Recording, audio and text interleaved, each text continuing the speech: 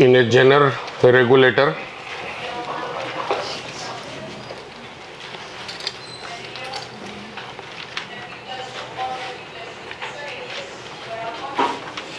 Zener diode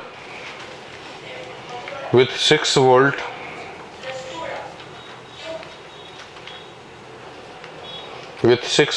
is used for regulation. The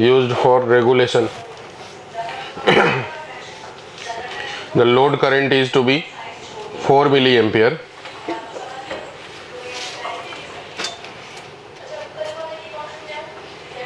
Load current is to be 4 milliampere and unregulated input is 10 volt. Unregulated input is 10 volt. Unregulated input is 10 volt. What should be the value of series resistor? What should be the value of series resistor? Zener diode को use करते हैं as a voltage regulator. Zener diode को voltage regulator के रूप में use करते हैं। क्यों करते हैं? क्योंकि जब इसका VI कैरेक्टरिस्टिक्स बनाया जाता है तो पता चलता है कि ब्रेकडाउन होने के बाद इसके वोल्टेज में कोई बदलाव लगभग नहीं होता, वोल्टेज ऑलमोस्ट कांस्टेंट हो जाता है for large change of current. Current में कितना भी बदलाव हो जाए लेकिन वोल्टेज में ज़्यादा बदलाव नहीं होता है। इसका मतलब ये हुआ कि किसी जेनर डायोड से कम करंट जाए या ज़्यादा करंट जाए उससे कोई फ़र्क नहीं पड़ने वाला, उसके अक्रॉस वोल्टेज कांस्टेंट रहने वाला है। और जब उसके अक्रॉस वोल्टेज कांस्टेंट रहने वाला है तो इसका मतलब उसको जिस सर्किट में जिस ब्रांच के भी पैरेलल लगाएंगे उस ब्रांच के अक्रॉस वोल्टेज जो होगा वो कांस्टेंट रह जाएगा। इसका मतलब ये हुआ कि ये जो डिवाइस हमारे पास है, अगर इसको इधर से पावर सप्लाई से सडनली हाई करंट आ गया या हाई वोल्टेज आ गया तो उस वोल्टेज को वो डिस्ट्रीब्यूट कर लेगा, करंट को डिस्ट्रीब्यूट इस प्रकार से करेगा कि यहाँ के अक्रॉस वोल्टेज को मेंटेन रखा जा सके। तो वो सभी डिवाइस जो वोल्टेज फ्लक्चुएशन से खराब हो सकती है वो सब को सेफ रखने के लिए वोल्टेज रेगुलेटर की ज़रूरत पड़ती है। तो जेनर डायोड को हम लोग यूज़ कर लेते हैं उस डिवाइस के पैरेलल में। जैसे कि मान लीजिए हमको रेगुलरली अगर करंट का वोल्टेज फ्लक्चुएट करेगा तो ये फैन खराब हो जाएंगे। अगर हमको इसको सेव करना, ये हमारे लिए जो है इम्पोर्टेंट है या यूँ समझे कि कॉस्टली है, तो हम इसके अक्रॉस इस सर्किट में जो ये फैन है या जो भी डिवाइस है उसके अक्रॉस हम पैरेलल में जेनर डायोड लगाएंगे। तो जेनर डायोड क्या करेगा, उस सर्किट में उस ब्रांच के अक्रॉस वोल्टेज को कांस्टेंट रखेगा। इससे क्या होने वाला है, करंट कम आए या ज़्यादा, वोल्टेज कम आए या ज़्यादा, फ्लक्चुएशन कितना भी हो, पर वो डिवाइस के अक्रॉस जो वोल्टेज है वो सेम रहेगा, कांस्टेंट रहेगा, तो हमारा डिवाइस सेफ रहेगा। तो यही है वोल्टेज रेगुलेटर का काम, जो कि जेनर डायोड को हम लोग यूज करते हैं। क्यों करते हैं ये बात समझ में आ गया। अब इसमें कह रहा है कि जो वोल्टेज रेगुलेट कर रहा है वो 6 वोल्ट का कर रहा है, मतलब इसके अक्रॉस जो वोल्टेज है वो कितना है, 6 वोल्ट। और जो अनरेगुलेटेड वोल्टेज है वो 10 वोल्ट है। इसका मतलब ये वोल्टेज कितना है, 10 वोल्ट है। जिसको वो रेगुलेट कर रहा है वो 6 वोल्ट है, मतलब जेनर डायोड के अक्रॉस जो वोल्टेज है वो 6 वोल्ट का है। तो इसके अक्रॉस वोल्टेज 6 वोल्ट का है, इसके अक्रॉस भी 6 वोल्ट का है। तो और अगर ये 10 है तो इसका मतलब यहाँ कितना वोल्टेज हो जाएगा, 4 वोल्ट हो जाएगा, बराबर। तभी तो टोटल मिलाकर के 10 होने वाला। अब उस रेजिस्टेंस की वैल्यू हमको मालूम नहीं, तो I into R equal to 4 होना चाहिए वोल्ट। I हमको पता है वहाँ कितना है, 24 मिली एम्पियर इंटू रेजिस्टेंस की वैल्यू 4, तो रेजिस्टेंस की वैल्यू 4/24 मिली एम्पियर। तो ये ऊपर चला गया 1000, 4/24 इंटू 1000 इतना ओम, तो 1000/6 ओम, ये हो गया रेजिस्टेंस की वैल्यू। अब इस पर्टिकुलर सिचुएशन में अगर लोड रेजिस्टेंस बोलता तो वो भी निकाल पाते। इसमें करंट है कितना, 4 मिली एम्पियर, तो 4 इंटू 10⁻³ इंटू रेजिस्टेंस हमको मालूम नहीं, लेकिन हमको वोल्टेज पता है कि 6 होना चाहिए। तो यहाँ से लोड रेजिस्टेंस भी हम निकाल सकते थे, 6/4 10⁻³ मतलब 3/2 किलो ओम। ठीक है, बना दें। वोल्टेज रेगुलेटर का जो सवाल होता है वो सिंपल एक सर्किट होता है। तो सर्किट के हिसाब से अपन को सोचना पड़ता है।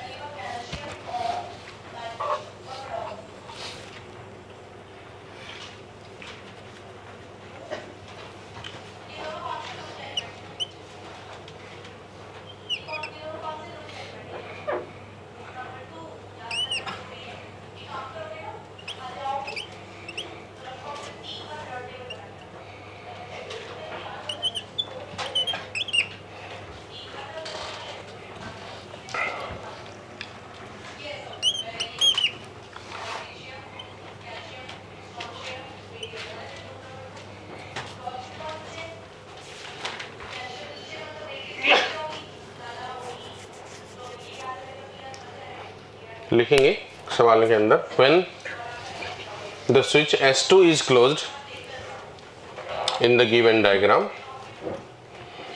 when the switch S2 is closed in the given diagram,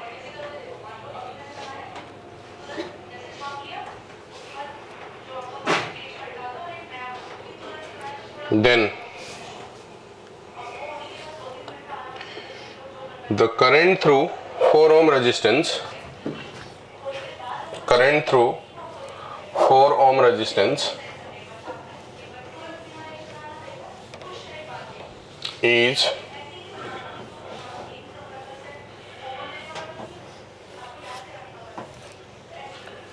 point नहीं 1.25 ampere, 1.25 ampere,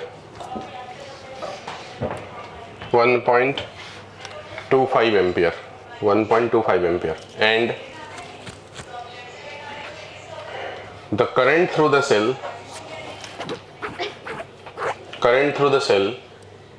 is 4 ampere.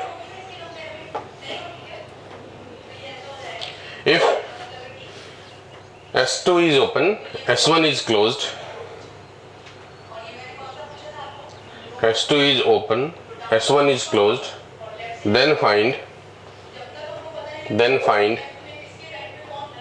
current through Zener diode, then find current through Zener diode.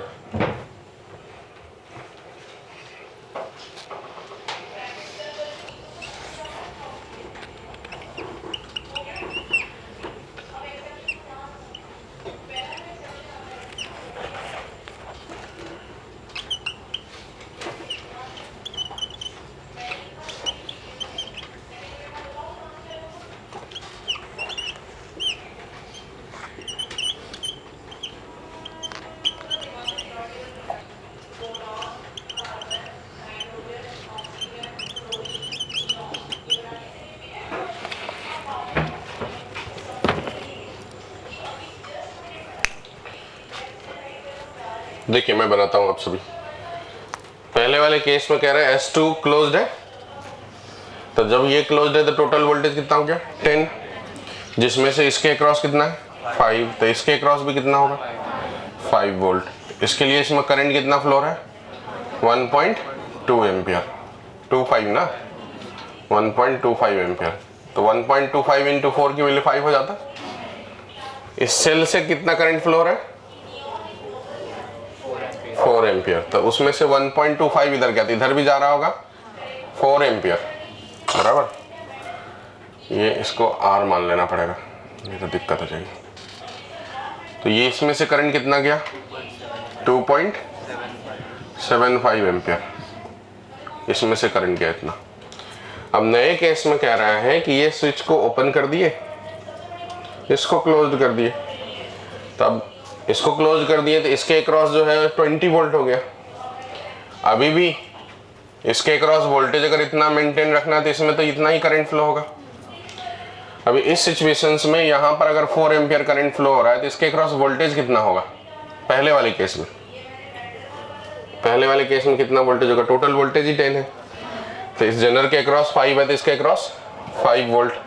तो यहां से आर की वैल्यू आपको आ जाएगी 5/4 ओम, बराबर। अब दूसरे वाले केस में इसको हटा के हमने इसको क्लोज करे, तो सेकेंड केस में यहां तो वोल्टेज बराबर मेंटेन रहेगा, यही जेनर का काम होता है। तो रिमेनिंग 15 वोल्ट अब उसके अक्रॉस हो गया। नए केस में, न्यू कंडीशन में इसके अक्रॉस जो वोल्टेज हो गया 15 वोल्ट हो गया। वो इक्वल टू रेजिस्टेंस तो नहीं बदलेगा, कंडीशन बदलने से रेजिस्टेंस उतना ही रहेगा, बस करंट की वैल्यू बदल जाएगी। यहाँ करंट की वैल्यू कितनी हो जाएगी, आई इक्वल टू, तो 3 4 जा 12 एम्पियर। तो नए वाले सिचुएशन में सेकंड केस में करंट जो हो गया सेल के थ्रू 12 एम्पियर, जिसमें से 1.25 इसके थ्रू गया, तो जनर के थ्रू फिर कितना बचा, current in 4 ohm resistance 1.25 ampere. तो करंट इन जनर बताओ कितना हो जाएगा, फिर उसमें से माइनस कर लेंगे तो 11 10.75 एम्पियर, यही हो गया आंसर। ठीक है, देखिए इसके अक्रॉस 15 वोल्ट है तो इसके अक्रॉस में 15 वोल्ट ही होगा, तो इसके अक्रॉस फिर 5 वोल्ट होगा, क्योंकि टोटल तो 20 है।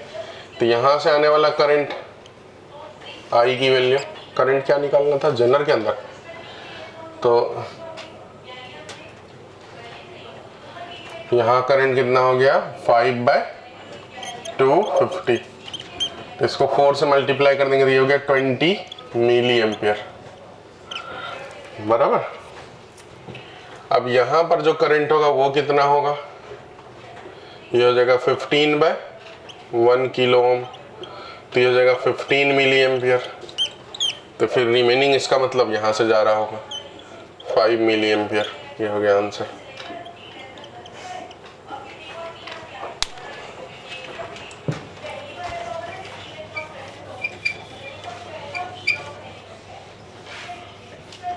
जेनर को सिंपल करंट वाली सर्किट के हिसाब से सोचेंगे तो आसानी से बनेगा, और है भी वो ऐसा ही, कुछ नया नहीं है, बना देंगे।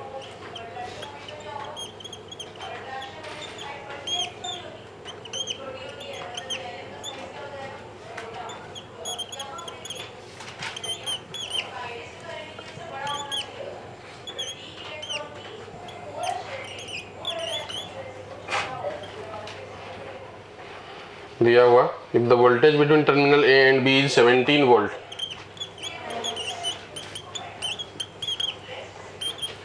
and general breakdown voltage 9 volt, then find the potential across resistance। Voltage across resistance, across 9 volt है तो इसके अक्रॉस भी 9 वोल्ट ही होगा, तो इसके अक्रॉस फिर 8 वोल्ट होगा। क्या निकालना है, वोल्टेज अक्रॉस आर, तो निकल ही गया, ये तो कुछ आर के बगैर करंट तो निकाल नहीं पाएंगे। ठीक,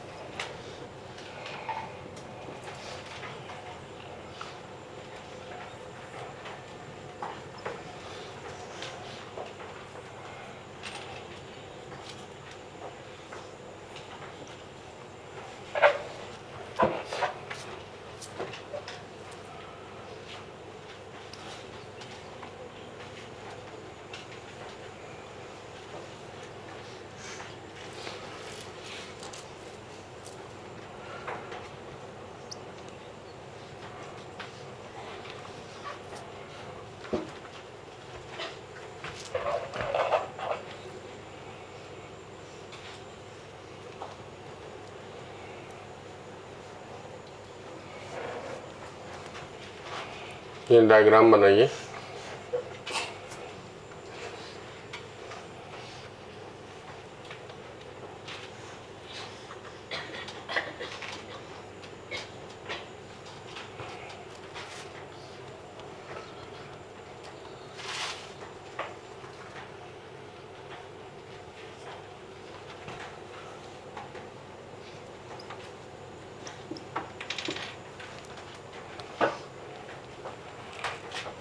निकालें करंट इन जेनर डायोड।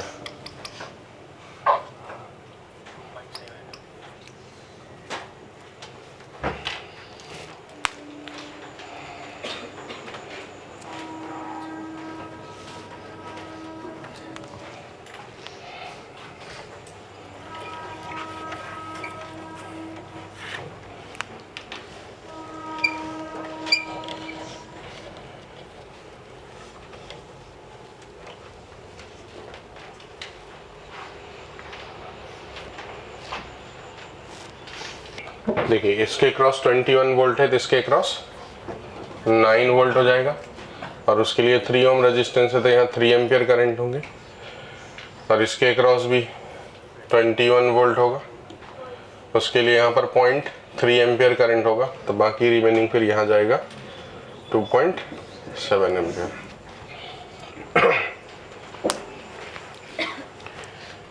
तो जेनर में ऐसे ही सवाल आते हैं, जेनर के सर्किट से। समझ गया फिर सभी को जेनर का circuit?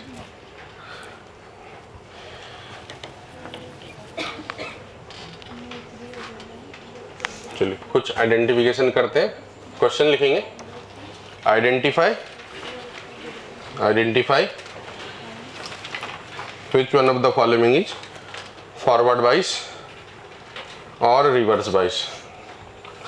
Identify which one of the following is forward bias and reverse bias for normal diode.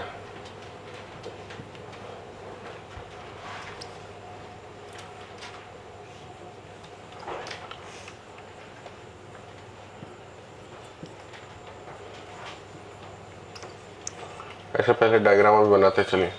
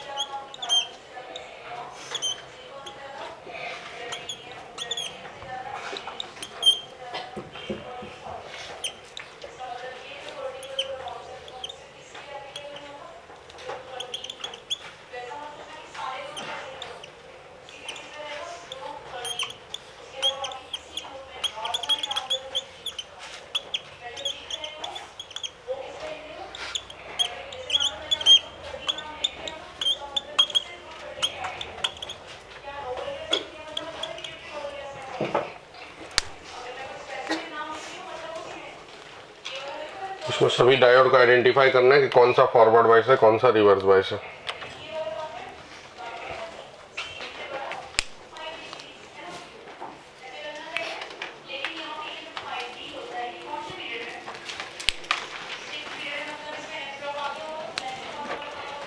इसमें देखिए ये हाई है, ये लो है, तो ये फॉरवर्ड बायस। इसमें ये पी साइड, ये लो है और ये हाई है, हाई पी के साथ, तो फॉरवर्ड बायस। इसमें ये पी है, ये हाई है, ये लो है, तो ये भी फॉरवर्ड बायस। इसमें देखेंगे तो ये हाई है, ये पी है, तो फॉरवर्ड बायस। उसी तरीके से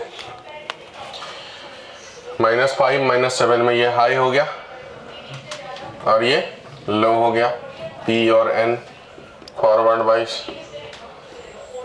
ये हाई हो गया और ये लो हो गया, ये एन के साथ हाई, तो रिवर्स बायस। 11 और 5 में ये हाई है, ये लो है, पी और एन, तो ये हो गया रिवर्स बायस। इसमें बात करेंगे तो अर्थिंग का मतलब 0 वोल्ट, ये हाई हो गया, ये पी है हो गया, तो ये फॉरवर्ड बायस। ये भी हाई है 0 के रिस्पेक्ट में, तो ये भी फॉरवर्ड बायस। यहाँ पे बात करेंगे तो ये 0, ये लो हो गया, ये हाई हो गया, ये एन के साथ हाई, तो रिवर्स बायस। इसमें भी ये लो हो गया, एन के साथ लो, पी के साथ हाई, तो ये हो गया फॉरवर्ड बायस। अब इसमें इस साइड हाई है और इस साइड लो है, यहाँ पर एन के साथ हाई, तो ये हो गया रिवर्स बायस। पी के साथ हाई, तो ये हो गया फॉरवर्ड बायस। यहाँ पर बात करेंगे तो ये लो है, ये साइड हाई है, तो ये दोनों के दोनों रिवर्स बायस। ये लो है और ये हाई है, तो ये वाला फॉरवर्ड बायस और ये वाला रिवर्स बायस।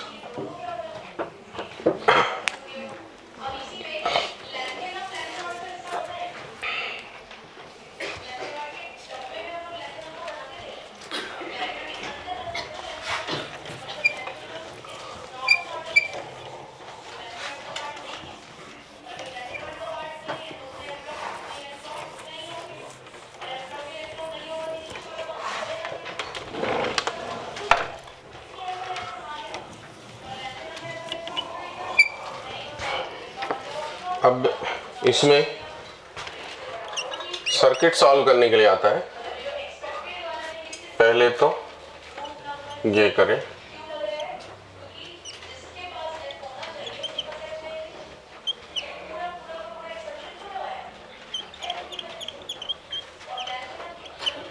ये 20 ओम, ये 30 ओम, ये बी है, ये ए है, ये डायोड है। आर इक्विवेलेंट निकालना, आर ए बी फाइंड करना है। पहले कंडीशन में if voltage of A is greater than voltage of B, दूसरे कंडीशन में if voltage of A is less than voltage of B.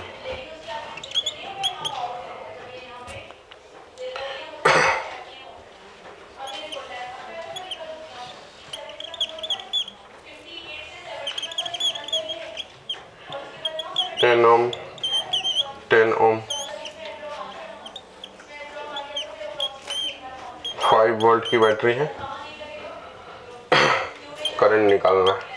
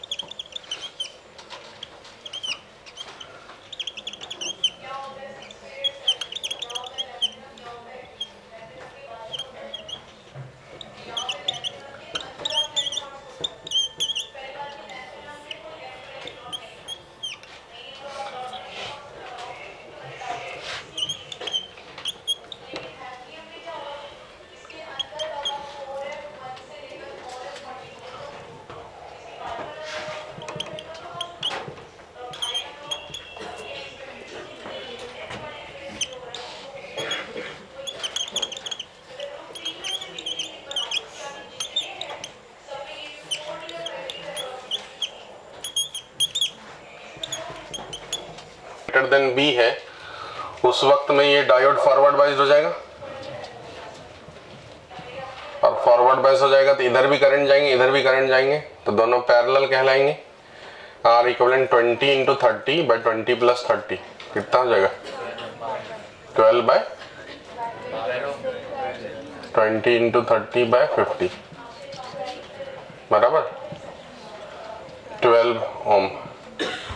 और जब voltage of A less than voltage of B हो जाएगा तो डायोड हो जाएगा रिवर्स बाइस, तो ऊपर वाला सर्किट में करंट जाएगा ही नहीं, नीचे वाले ब्रांच में जाएगा, तो R इक्विवेलेंट की वैल्यू 30 ओम।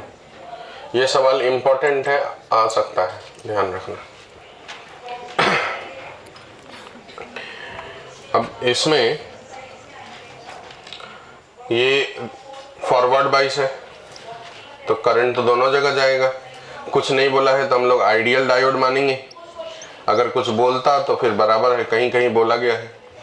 अब आइडियल डायोड है तो इसके अक्रॉस कोई वोल्टेज ड्रॉप नहीं होगा, ये 5 वोल्ट इसके अक्रॉस भी रहेगा, इसके अक्रॉस भी होगा, तो यहाँ 2 एम्पियर करंट और यहाँ भी 2 एम्पियर करंट इससे निकला बराबर 0.5 एम्पियर और ये 0.5 एम्पियर, ये 1 एम्पियर।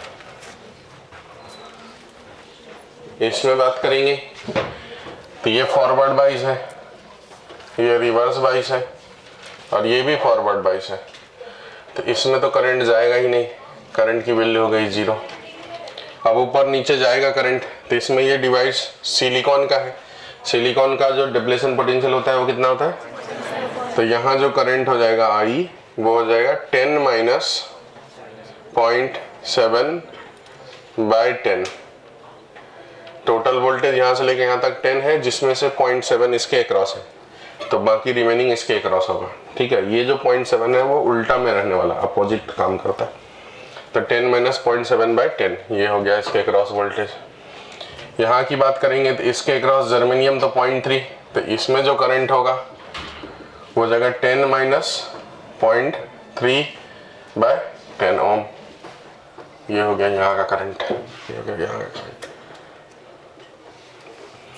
इसमें बात करेंगे तो ये सिलिकॉन का डिवाइस है, फॉरवर्ड बाइस है, तो सिलिकॉन मतलब 0.7, फिर से यहाँ जो करंट हो जाएगा वो 6 माइनस 0.7 बाय रेजिस्टेंस 20 एम्पियर।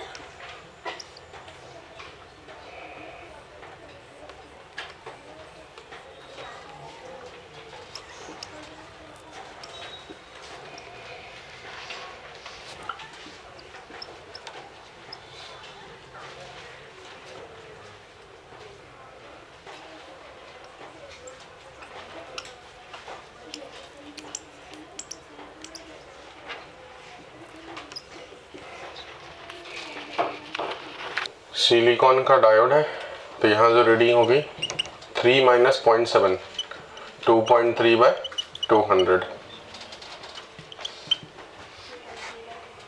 यहाँ पर ये है रिवर्स वाइस, ये है फॉरवर्ड वाइस, तो सिर्फ उसी में करंट जाएगा। 4 + 2 6, 12/6, 2 एम्पीयर। इसमें भी ये हो गया रिवर्स वाइस, ये हो गया फॉरवर्ड वाइस। तो जो करंट जाएगा इसमें जाएगा, इसमें करंट 0 हो गया, यहाँ भी करंट 0 हो जाएगा। इसमें जो करंट होगा वो जाएगा 5/10, 0.5 एम्पीयर। ये दोनों फॉरवर्ड वाइस है, तो करंट की वैल्यू 2/2, 1 एम्पीयर। यहाँ एक फॉरवर्ड बाइस है और रिवर्स बाइस है, तो सर्किट ऑफ हो गया, तो करंट की वैल्यू 0। यहाँ पर ये रिवर्स बाइस है, तो इसकी रीडिंग 0, और करंट फिर यहाँ से ऐसे आएगा और ऐसे चला जाएगा नीचे वाले ब्रांच में, 2/10, 0.2 एम्पीयर। यहाँ पे इसके फॉरवर्ड और रिवर्स का कोई केस ही नहीं है, ये बैलेंस्ड व्हीटस्टोन ब्रिज है।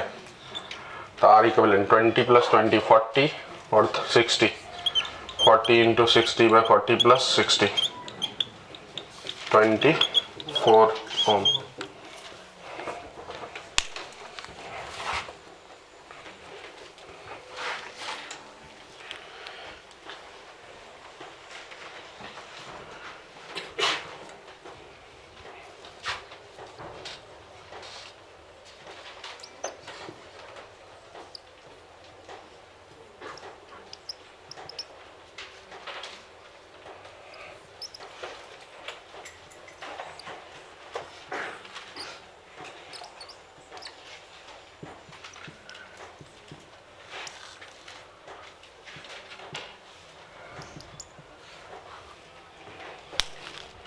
ये सवाल में भी स्टार लगा लेंगे।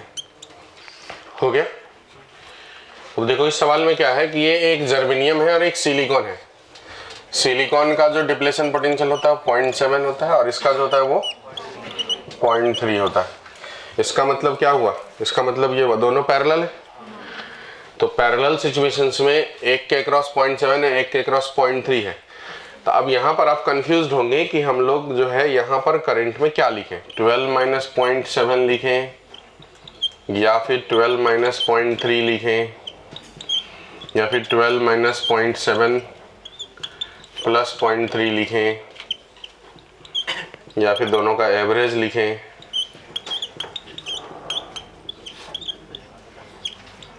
ये सब भारी कंफ्यूजन आपको क्रिएट होगा।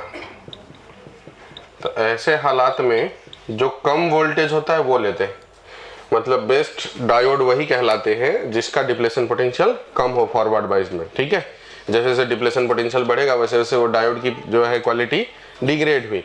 तो इसका मतलब बेस्ट कौन हुआ, यही हुआ। तो इसी को यूज करेंगे हम लोग, मतलब ये वाला यूज करेंगे, ये वाला नहीं लेंगे, ये वाला भी नहीं लेंगे और ये वाला भी नहीं लेंगे।